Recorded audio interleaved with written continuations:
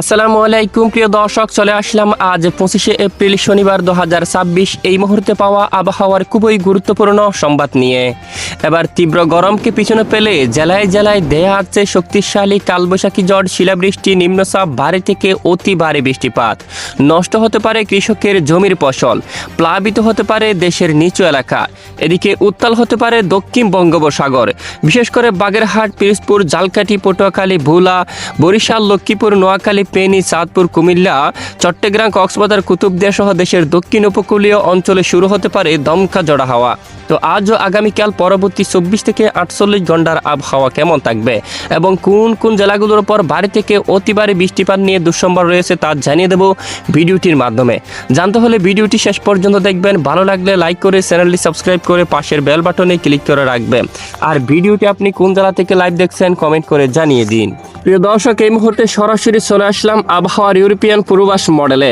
বর্তমান এই মুহূর্তে আজ সকাল থেকে দেখা যাচ্ছে দেশের আকাশ একদম ক্লিয়ার পরিষ্কার অবস্থা রয়েছে, তবে উত্তরাঞ্চল আকাশ মেঘাচ্ছন্ন হয়ে যাচ্ছে। যেমনটা রংপুর বিভাগের উত্তরাঞ্চলে একদম উত্তরবঙ্গের আকাশ একদম মেঘলা, যেমনটা কুচবিহার, তারপর রয়েছে শিলিগুড়ি, পঞ্চগড়, তারপর দিকে সুরঙ্গা, তারপর দার্জিলিং, এখানে ভয়াবহ ব্যাপক বজ্রবিদ্যুৎ সহ বৃষ্টিপাত হতে দেখা যাচ্ছে এবং এটি রংপুর বিভাগের উত্তরাঞ্চলে প্রভাব ফেলতে পারে। যেমনটা ঠাকুরগাঁওয়ের দিকে, বুধা, দেবীগঞ্জ, পঞ্চগড় এবং জলপাইগুড়ি এই অঞ্চলে বজ্রবিদ্যুৎ সহ বৃষ্টিপাত হওয়ার সম্ভাবনা রয়েছে। অন্যদিকে লালমনিরহাট, দিনহাটা, শীতলকুচি, কুচবিহার এবং উত্তর শ্রীরামপুর এই এলাকায় আকাশ প্রচন্ড আকারে মেঘাচ্ছন্ন হয়ে যাওয়ার সম্ভাবনা রয়েছে। পাশাপাশি দেশের উত্তরাঞ্চলে দেখুন আকাশ একদম মেঘলা হতে পারে। এছাড়া দেশের অন্যান্য এলাকায় আকাশ প্রায় পরিষ্কার থাকতে পারে। ঢাকা, খুলনা, বরিশাল, চট্টগ্রাম, কলকাতা সহ পশ্চিমবঙ্গের বেশিরভাগ এলাকায় আকাশ প্রায় পরিষ্কার থাকতে পারে। তো মেঘ বৃষ্টির সম্ভাবনা কোন কোন জেলাগুলোর উপর রয়েছে, আমরা সরাসরি চলে যাচ্ছি মেঘ বৃষ্টি মোডে। তো আজ শনিবার 25 এপ্রিল নাগাদ বিশেষ করে সারা দেশের বেশিরভাগ এলাকায় আকাশ প্রায় আংশিক মেঘলা সহ পরিষ্কার থাকতে পারে এবং বিকেল থেকে সন্ধ্যা ও রাতের মধ্যে দেশের দু একটি এলাকায় বিক্ষিপ্ত আকার বজ্রসহ বৃষ্টিপাত হওয়ার সম্ভাবনা থাকবে।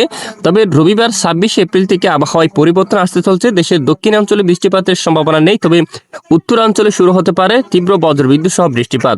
দেশের উত্তরাঞ্চল দিয়ে বৃষ্টিপাত দেশের দিকে প্রবেশ করতে পারে, তখন বাহাদুরবাদ, গাইবান্ধা, শিলিমারি, তারপর লালমনিরহাট, দিনহাটা, ডুবুরি, লাখিপুর এই অঞ্চলে ভয়াবহ বিধ্বংসী বজ্রবিদ্যুৎ সহ বৃষ্টিপাত হওয়ার সম্ভাবনা, পাশাপাশি শিলাবৃষ্টি হতে পারে এবং বজ্রপাত ঘটারও কিন্তু সম্ভাবনা রয়েছে।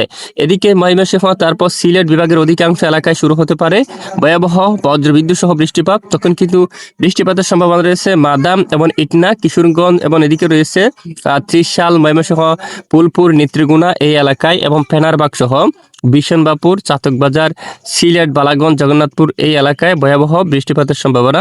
পাশাপাশি রাজধানী ঢাকা বিভাগ সহ বৃষ্টিপাতের সম্ভাবনা থাকবে মূলত মে মাসের 1 তারিখ থেকে শুরু করে এবং 5 তারিখ 6 তারিখ পর্যন্ত দেশের দক্ষিণাঞ্চল একেবারে দক্ষিণাঞ্চল পর্যন্ত বৃষ্টিপাত হওয়ার সম্ভাবনা থাকবে এবং জেলায় জেলায় কালবৈশাখী ঝড় এবং শিলাবৃষ্টি নিয়ে কিন্তু আবহাওয়া অধিদপ্তর থেকে সতর্কবার্তা জারি করা হয়েছে। বিশেষ করে দেখুন বৃহস্পতিবার, শুক্রবার দেশের বেশ কিছু এলাকায় ভয়াবহ কালবৈশাখী, শিলাবৃষ্টি এবং বজ্রসহ মাঝারি থেকে ভারী বৃষ্টিপাতের প্রবল সম্ভাবনা কিন্তু দেখা যাচ্ছে।